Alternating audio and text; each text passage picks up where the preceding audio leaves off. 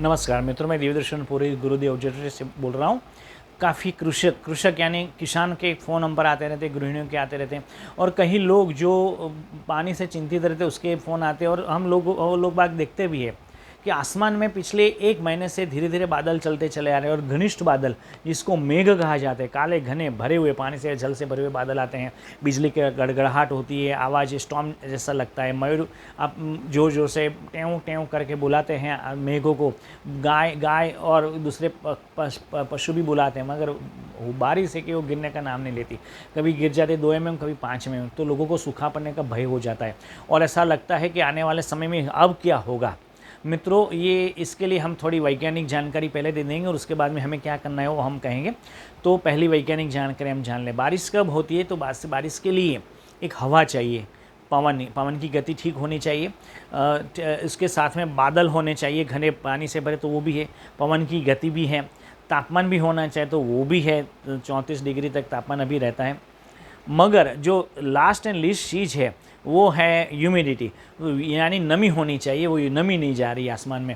आज की बात करें, बड़ौदा की बात करें, तो जो प्रेशर था, मिलीबार प्रेशर, एयर प्रेशर जिसको कहते हैं, वो भी 1013 से अगर नीचे होता है तो बारिश गिरती है। आज 1002 था, यानी 13 से 10 डिग्री नीचे था, 10 मिलीबार नीचे था एयर प्रेशर, फिर भी बारिश नहीं गिर रही है। तो होता क्या है, आज ह्यूमिडिटी की बात करता हूँ, केवल 65% ह्यूमिडिटी है। और दूसरा क्या है कि जो ड्यू पॉइंट, क्योंकि 34 डिग्री तापमान है और ह्यूमिडिटी 65 डिग्री है, उसके चलते दोनों का इक्वलिज्म नहीं हो रहा है, इक्विलिब्रियम नहीं हो रहा है, तो ड्यू पॉइंट 25 डिग्री चल रहा है। तो अगर ड्यू पॉइंट और टेम्परेचर अगर साथ में मिल जाते हैं तो बारिश गिरती है। और उसके लिए चाहिए नमी होती है, तब बारिश गिरती है। और नमी के लिए क्या चाहिए, आप उसके ऊपर आते हैं।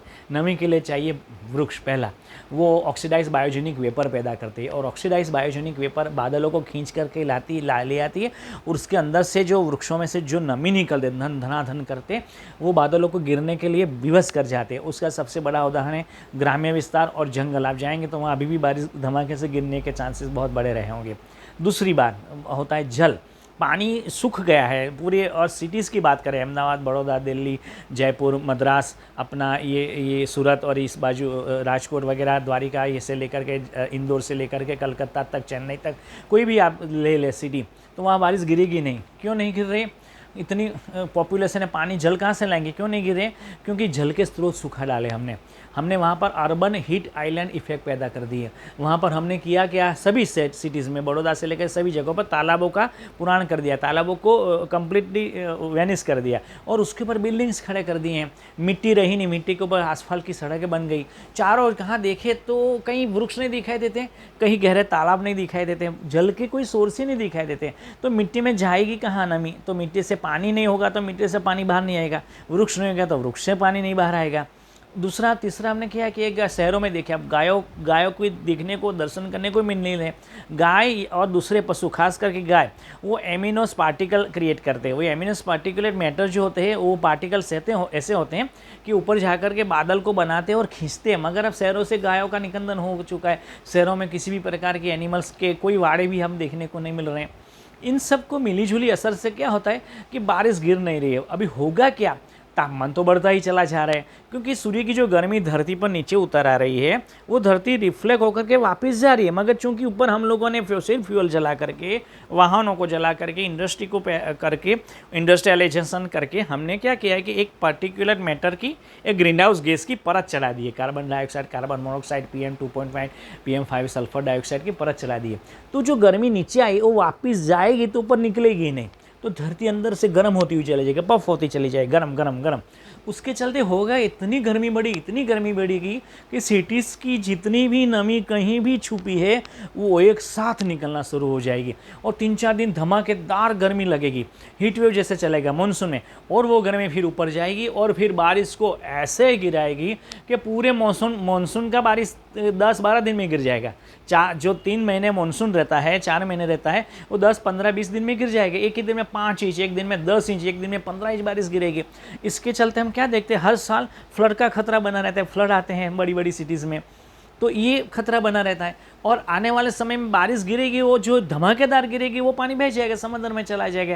क्योंकि सिटीज़ में तो पानी को संग्रह करने के हमने कोई बनाया नहीं, ना तालाब बनाए, ना हम अपने बोर को रिचार्ज करते हैं, ना जमीन मिट्टी है कि जहाँ पर पानी गिर के अंदर चला जाए। कहीं भी देखे सीमेंट ही सीमेंट है, आसफाल्ट ही आसफाल्ट है, डामर के रोड ही रोड है, कहीं पर कोई नीचे उतरने का चांस ही नहीं है। हर एक आदमी के पीछे 30 वृक्ष, याद रखें 30 वृक्ष एक आदमी के पीछे होने चाहिए। गणित उल्टा हो गया है, 30 आदमी के पीछे भी एक वृक्ष नहीं रहा। इंडिया की बात करें, इंडिया सबसे बेस्ट कनाडा में है, दूसरे नंबर में अमेरिका में है, और हमारा भारत इसके मामले में बहुत पिछड़ा हुआ है। हमने बहुत जोर लगा है सब लोगों ने मिलकर के, तब जा करके 10 करोड़ वृक्ष हम अभी बो पाएँ, मगर ये बहुत कम है, ये जलते तवे पर बूंदे छिड़कने जैसा है मित्रों। तो अब हमें करना क्या चाहिए? तीसरी बात, पहली बात ये क्यों नहीं गिर रही है, गिरेगी तो अब क्या कैसे गिरेगी वो बात हो गई। अब इसको गिराने के लिए आने वाले समय में कठोर ऋतु से जूझने के लिए हमें क्या करना चाहिए मित्रों? अगर हम भगवान की संतान हैं, इंसान को जन्म देके ईश्वर ने दोष भूल नहीं की है, अगर हम अपने इस पुत्र और पुत्री को अच्छी दुनिया देना चाहते हैं, अगर हमारे पर माता प्रकृति और पृथ्वी का माता का ऋण है, अगर हम ऊपर जाकर के बेबस नरक के ज़िंदगी जीना नहीं चाहते हैं, तो हमें कुछ ना कुछ करना पड़ेगा। क्या करना पड़ेगा? करे या मरे, अभी या कभी नहीं, ये सूत्र अपनाना पड़ेगा। वृक्ष हर जन्मदिन पर बोने पड़ेंगे। बाहर जाते तो वृक्षों की बीच की मिट्टी की गोली लेकर के छिड़क दें। ये मानसून की सीजन है, कहीं भी जब भी बारिश गिरेगी, जहाँ भी गिरेगी, तो वृक्ष अपने आप पनप जाएंगे। आप बोलेंगे हमारे आसपास तो ज़मीन ही नहीं है, तो आपके घर में टेरेस में छोटे छोटे पौधे तो लगा सकते हैं, हम गमले लगा सकते हैं, वो अपने आप छोटे गमले छोटे पौधे वेपर पैदा करते हैं मित्रों। और ये ऑक्सीडाइज बायोजेनिक वेपर हमारे एटमॉस्फेयर को ठंडा रखती है, हमारा मन ठंडा रखती है, हमारे स्वास्थ्य को अच्छा प्रदान करती है। वो तुलसी का पौधा लगा दो, एक साथ में 15-20 गमले लगा दीजिए तुलसी का, देखिए कैसा परिवर्तन आता है। और सिटी के 1 लाख घरों में मान लो 10 लाख तुलसी के पौधे लग गए, तो वृक्षों की भी आवश्यकता नहीं रहेगी, उतनी बड़ी चीज़ हो जाएगी। हम जहाँ रहते हैं वहाँ अगर सरकार को हम प्रार्थना कर सकते तो करें कि तालाबों को नए सिरे से बनाएं और तालाबों को गहरा करें, अगर जो भी तालाब है उसको गहरा करें। और वो नहीं अगर कर सकते तो हमारी ऑफिस में, हमारे अपार्टमेंट में, हमारे घर में जहाँ भी हम रहते हैं वहाँ पर कुएँ हैं, यानी कि बोर है, तो वो बोर के अंदर ऊपर की टेरेस की पाइप ये लगा करके डाल दें। हम एक वीडियो और भी प्रसिद्ध करेंगे उसके ऊपर, और बोर को रिचार्ज कर दें मानसून में, ये कर सकते हैं। और इसके अलावा व्हीकल ट्यून करके चलाए, व्हीकल पुल करके चलाएं, जहाँ जरूर ना तो बिजली का और पानी का इस्तेमाल ना करें, कागज़ का कम से कम इस्तेमाल करें, प्लास्टिक को नो कह दें। इस अवेयरनेस को फैलाएं मित्रों। हमने देखा है कि हम वीडियो सालों से प्रसिद्ध करते आ रहे हैं, सालों से बात बताते चले आ रहे हैं, और आम आदमी की भाषा में, वैज्ञानिक भाषा में नहीं, जो आम आदमी समझ सके। मगर लोग या तो पूरा वीडियो देखते नहीं हैं, देखते तो उसको इग्नोर कर देते हैं और उसको फैलाते नहीं। जब तक आप इस अवेयरनेस को फैलाएंगे नहीं हम और आप, तब लोगों को मालूम कैसे पड़ेगा हमें क्या करना है मित्रों। तो अगर आने वाले समय में हम कठोर ऋतु नहीं देखना चाहते, सुव्यवस्थित मानसून देखना चाहते, बारिश देखना चाहते हैं, तो ये करना पड़ेगा। और विश्वास रखें बारिश गिरेगी, मगर धमाकेदार गिरेगी। पूरे मानसून का सीजन का 15 दिन में गिर जाएगी, तो उससे बच के रहे। और देहातों में अच्छा, इससे अच्छी बात रहेगी, और ग्राम्य विस्तार के अलावा जंगलों में अच्छी रहेगी, तो टेंशन करने वाली बात नहीं है। 85 से लेकर 115% तक बारिश गिरेगी, मगर सिटी में घबराने वाली बात है, तो उससे बचे रहें। आइए प्रार्थना करें महामारी की समाप्ति की, युद्ध की समाप्ति की, यस रशियन यूक्रेन वॉर की समाप्ति की, और पूरे क्लाइमेट चेंज की समाप्ति की। सर्वे भवन्तु सुखिनः, सर्वे सन्तु निरामया, everyone be happy and everyone be healthy. This is Divyadarshan Purohit from Gurudev objective Vadodara India. नमस्कार मित्रों।